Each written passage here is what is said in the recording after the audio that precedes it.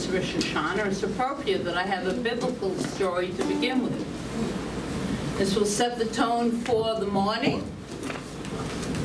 And it's from Genesis, and I find it quite relevant to the talk that I will be giving this morning. And the name of this talk, in case you don't know, is Returning Home to Truth. So remember, as I relay this ancient story, that biblical passages have deep and personal meaning for us.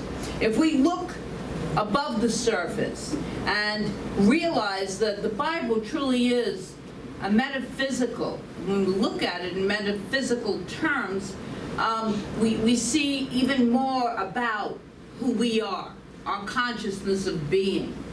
It symbolizes the stages of consciousness, our unfolding awareness of our connection with God. So the story I want to share this morning, which appears in Genesis chapter 12, is the story of Abraham. When at 75 years of age, God said to him, "Get thee out of thy country, and from thy kindred, and from thy father's house, into the land that I will show thee, and I will make thee a great nation."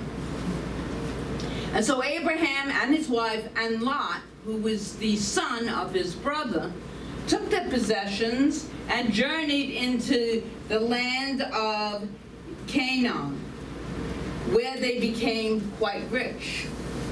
But the herdsmen of Lot and Abraham quarreled among themselves, and they had so many herds that there wasn't enough land for them.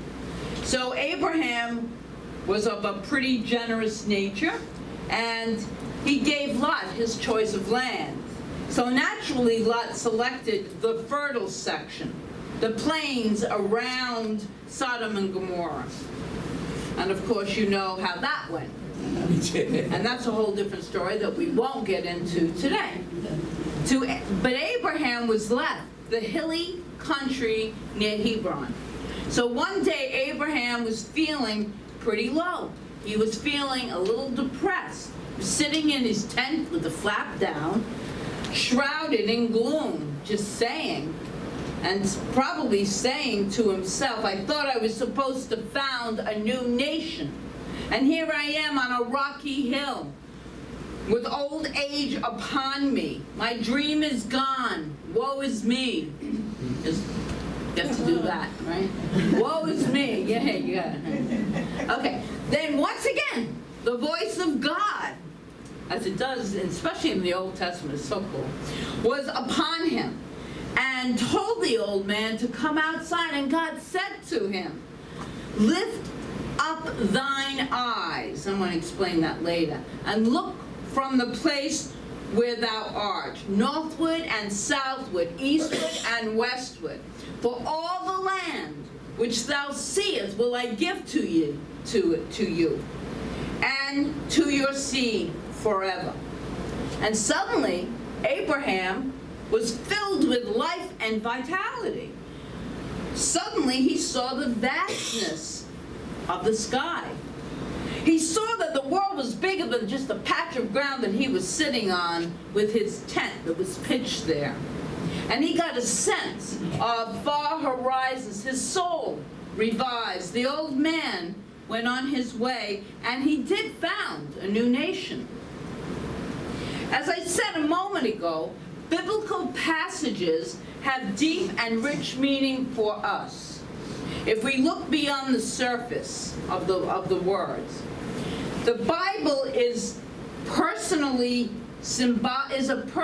symbolic sense of the story of us and everything it symbolizes of the stages of our consciousness, our unfolding awareness of our connection to the oneness, the divinity of all that is.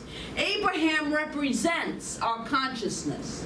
So let Abraham represent our consciousness. And sometimes feeling connected and listening to that inner guidance, sometimes not feeling connected, because that's what we go through in life. We're not always feeling connected. And then we think we're spiritual failures because, oh, look, I know better than this. I've been studying this for 30 years. I should know better than this. But we are human beings too. And that's when we compassionately love ourselves. But we always return, like the prodigal son. We always return to the spiritual truth of who we are. And we are heirs to the kingdom of good. We are heirs to all that is possible. We are heirs to infinite possibilities. That's what we are. So he did good. He did a good deed for his nephew by letting him choose the best land, after which he felt like he got the short end of the stick. And he was then downtrodden and depressed. But in the long run, he stuck with God. He stuck with the inner knowing. And we know that we define God here as this infinite intelligence, this incredible energy that is beyond our comprehension. So the important phrase in this biblical story then is, get thee out of, you're going to hear this, get thee out of thy country and from thy kindred and from thy father's house unto the land that I will show thee, and I will make thee a great nation. On the symbolic level, those words are saying that if we aspire to a new land, a new beginning, which means to attain a higher experience in life or a higher level of understanding, we must be willing to let go of the old.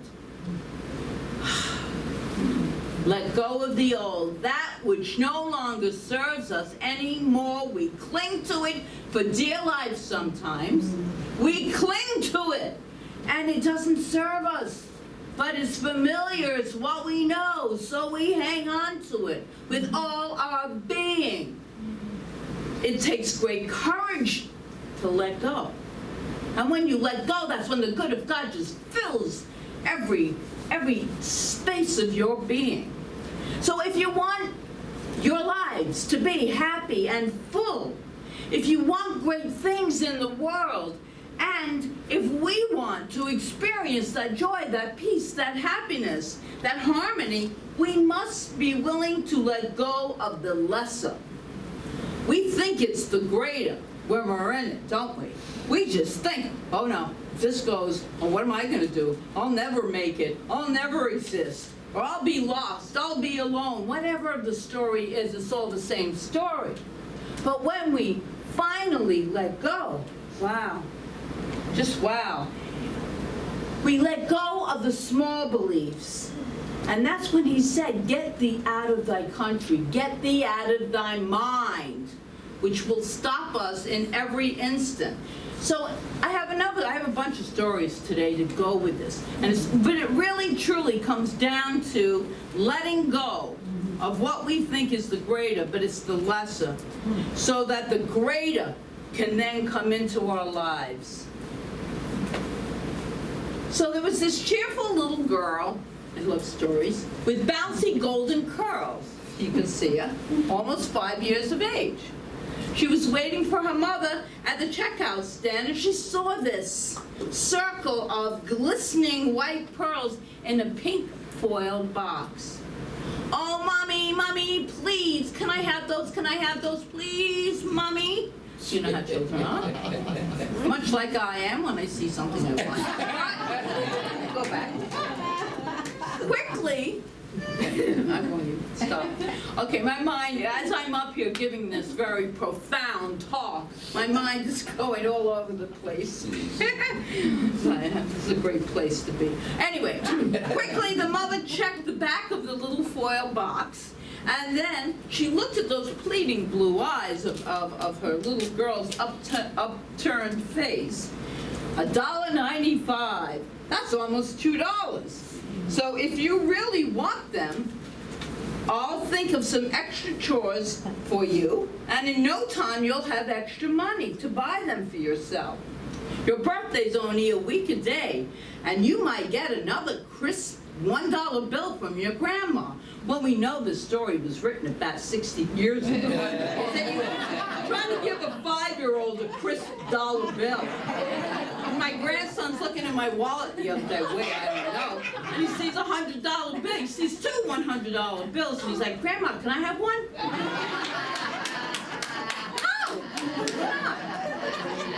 But you don't need 2. Anyway, back to this. So anyway, I'm in that kind of mood today. Anyway. As soon as Jenny got home, she emptied her penny bank and counted out 17 pennies after dinner.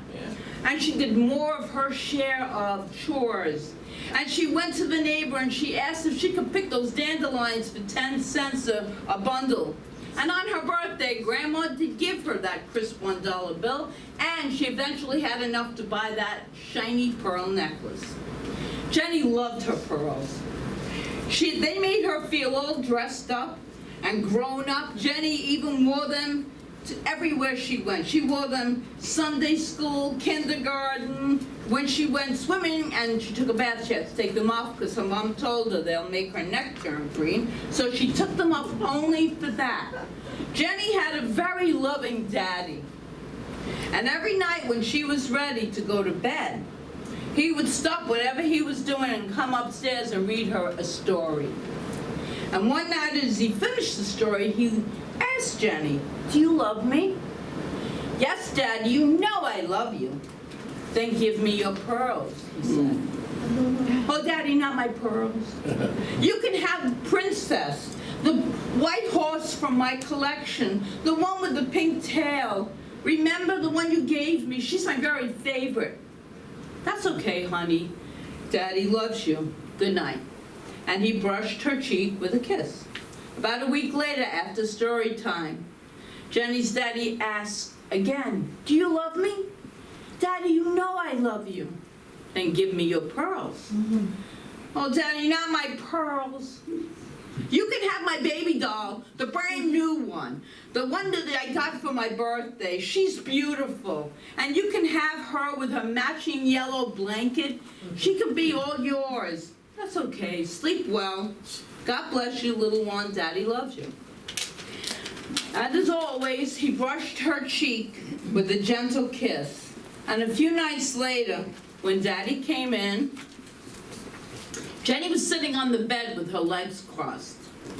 And he noticed her chin was trembling.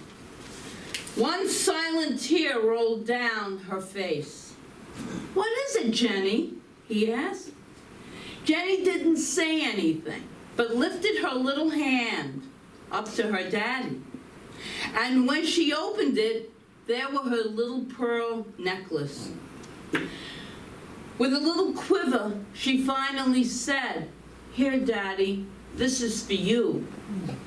With tears gathering in his own eyes, Jenny's daddy reached out with one hand to take that dime store necklace.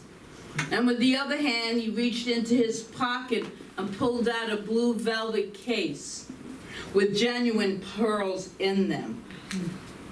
And he gave them to Jenny. He had them all the time.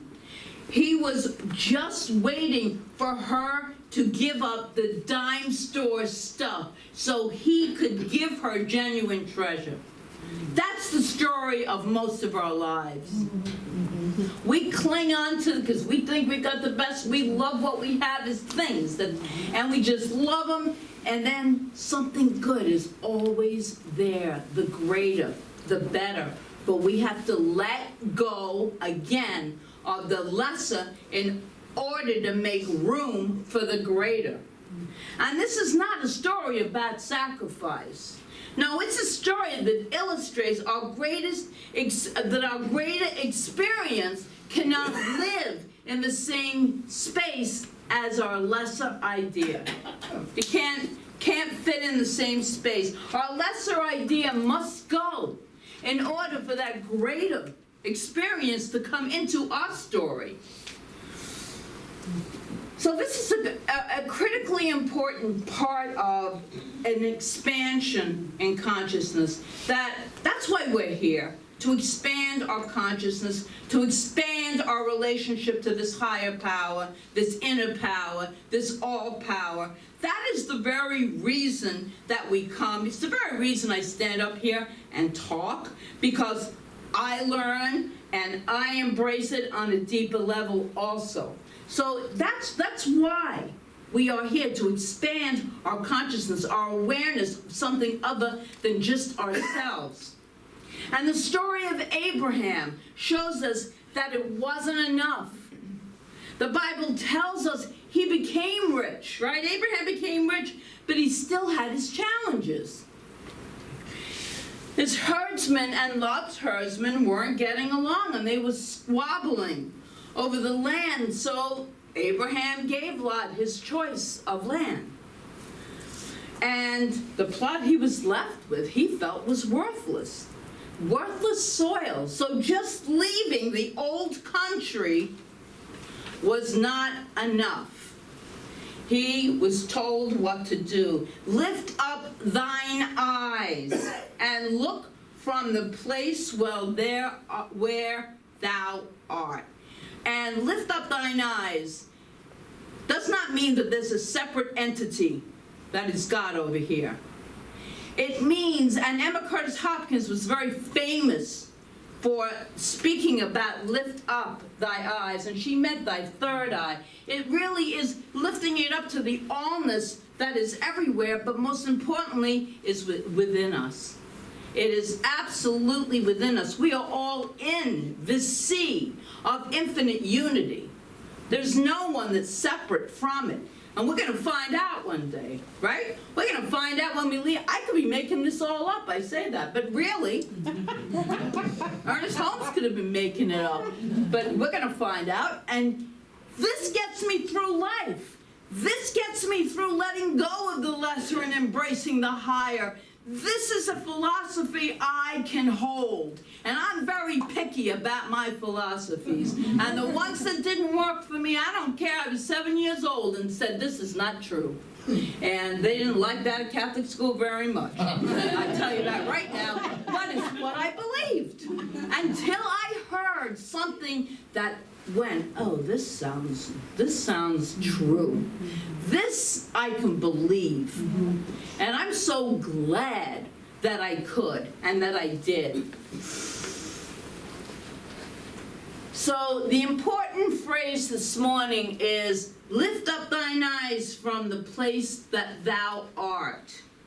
Look eastward, look westward, look southward, look northward, and the land you will see I will give to you and your descendants. Look upward to the higher truths. Once we return home to the higher truths, and home is within. I'm going to be doing that whole series next month. Dorothy returning home. Yeah, clicking her. I'm going to wear red shoes every day. Karen, wear your sparkly red shoes. Yeah. So we're gonna, but it's representative. It's a symbology of the divine truth within us. Okay. Once we make that commitment to seeing the far horizons beyond that which are right in front of us, then we can truly flourish. When we realize there is so much more, there is so much more than what is right in front of us. So I have some examples of, what do I have? 3 additional examples of people who stayed committed to the truth. They moved from the miraculous, the lofty, and everyday examples. So, the miraculous. Before every miracle Jesus performed, whether it was making a lame man walk, Lazarus rose from the dead, or turning water into wine, he literally looked away from the condition and lifted his eyes and saw a higher truth. He did not see the condition. Remember, the conditions are effects. They're not cause. They're not cause and effect. Effect never will precede cause.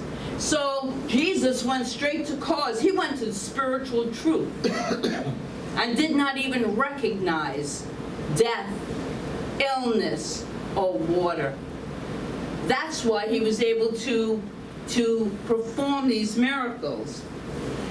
And remember that he told us, ye shall know the truth, and the truth shall set ye free. The truth, the spiritual truth, that we are all one with God. That's the spiritual truth. And so we move on to the lofty example. In December of 1892, Charles and Myrtle Fillmore, founders of the Unity School of Christianity, came to a point of decision in their lives. Now, they're in a small house in this little teeny living room when this all happened. And Myrtle was very, very ill. She was very ill.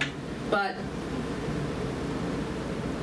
they came to this point of decision in their lives out of the turmoil of illness and financial stress, that they had been searching for an understanding and gained a powerful insight into truth. They made, at that time, a commitment to truth. They found truth, they made a commitment to it. They even wrote it down. And to me, it's like a covenant that they put together, and they lived by it. And what came out of that little teeny living room with those two people is tremendous. It's absolutely tremendous. And it said this: we, Charles and Myrtle Fillmore, husband and wife, hereby dedicate ourselves, our time, our money, all we have, and all we expect to have, to the Spirit of truth, and through it, to the Society of Silent Unity. It being understood and agreed that the said Spirit of truth shall render unto us an equivalent for this dedication in peace of mind. This is what they wanted in return. Peace of mind, health of body, wisdom, understanding, love, life, an abundant supply of all things necessary to meet our every want. And they gave up everything and just focused. They raised thine eye. Without making any of these objects of their existence, they didn't make them goals. They didn't make them manifestations. They just lived their lives this way. To Charles Fillmore, this commitment was as dependable as the rising and the setting of the sun. He claimed that the truth demonstrates itself. That's beautiful right there. The truth demonstrates itself. We need not make demonstrations. We need only make a commitment to be in the divine flow. How about that? To be in the divine flow. Allow the universe to take care of you. It always does. It never fails. It's when we put our doubt in that ceases that flow. Because the flow can't happen. Divine flow is that energy that is always moving. Can't happen when there is doubt and limitations set. And they did. They really did. They made the commitment, they kept it, they lived in the flow, and Unity, of course, is one of the largest New Thought movements that there is. And it is so alive and well today. And Silent Unity is where we are privileged to go and sit in this place in prayer, where people send their prayers 24/7. There are people, usually one or two, in that room for almost 130 years non-stop. There's never been a time. You can call up Unity because we include that number in our bulletin. 24/7, there is someone on that hotline to pray with you, and they give you a really powerful prayer. So my third example is an everyday example. So this woman I knew, Marilyn, and her husband were moving to a new home, the home of their dreams. They hadn't yet sold the home out of which they were moving, but she lived in a place of true connection to the divine, and therefore she knew it would sell. This is so cool. in the right and perfect time. So they busily and excitedly prepared to move. Moving day arrived, and the moving truck was scheduled for 9 a.m. But at 10 a.m., 11 a.m., and noon, that truck still had not arrived. So how many people would be curious about this? Calling the moving company up because they had completely messed up and screwed up your scheduled time, right? Well, she didn't do any of that. She didn't do it. She lifted her eyes up to the higher truth and simply knew that a delay was a divine delay. You can use that in our mind, a divine delay. Everything's in perfect order when we truly get in alignment. And she kept herself busy by cleaning the house that she was still moving out of. Cleaning it, getting it into order. The divine delay actually lasted 5 hours. The movers were 5 hours late. But here's the glorious thing. At hour 4, an unscheduled and unexpected couple showed up at their door without a realtor. For all you realtors in here, you know what that means. Arrived at their doorstep, asking if they could take a look around the house. They saw the sale by owner on the outside of it. Marilyn and her husband welcomed them in amid the boxes and all the chaos. And it didn't matter. They fell madly in love with this house. And as you already figured out, yes, they bought it due to the divine delay. So whether you choose to create miracles, and I think about when I was selling my house in Voorhees. I went in to list it with a realtor in Cherry Hill, and she's like, "This is the worst time of year to put your house on the market." Well, I said, "I don't do worst time of years, okay? I expect this house to sell, and I just really don't do. I mean, you only need one person, am I correct? One person that wants the house. They could want to move in October, November, and within 3 weeks, that house sold." And Mary Morrissey, Prosperity Plus course, that's how she sold her house. Somebody just knocked at her door and said, "Hey, is this house for sale?" They didn't even have the sign on the lawn yet. "Is this house for sale? Because we love it." And our relatives lived down the street, and boom, it was sold. So let's see. So whether you choose to create miracles in your life, manifest lofty goals or dreams, or simply have everyday occurrences take place like that, living in the flow, return home to the truth. Even when you forget, it's okay. Over and over, as long as you return to your divinity within you, where all things are possible, way beyond anything we can imagine. We can't plan those things. So this morning, I would like to return home to truth together with all of you. Are you up for that? Yes. Yes, okay. If so, I invite you then to take this pledge. So I'd like you to repeat this after me. Really take this in. This is your pledge if you choose to. Today I return home to the divine I that I am. Today I return home to the divine I that I am. Today I see. Today I see. Beyond appearances. Beyond appearances. In all situations. In all situations. Today I live in the flow. Today I live in the flow. Of God's rich abundance. Of God's rich abundance. Today I return home to the knowing. Today I return home to the knowing. That God is my one and only source. That God is my one and only source. Today I see my oneness with all life. Today I see my oneness with all life. Today I return home in truth. Today I return home in truth. And one more last time on that one. Today I return home in truth. Today I return home in truth. So if you truly, personally have chosen to return home to these ideals it shall be done. It must be done, because the law is always responding to us. But we must keep our minds pure. We must keep them focused. We must lift our inner eye to the knowing that all good is always occurring for me, even when it doesn't look that way. Because when it doesn't look that way, we are letting go of the lesser. Because we are getting ready to step into the more, the greater.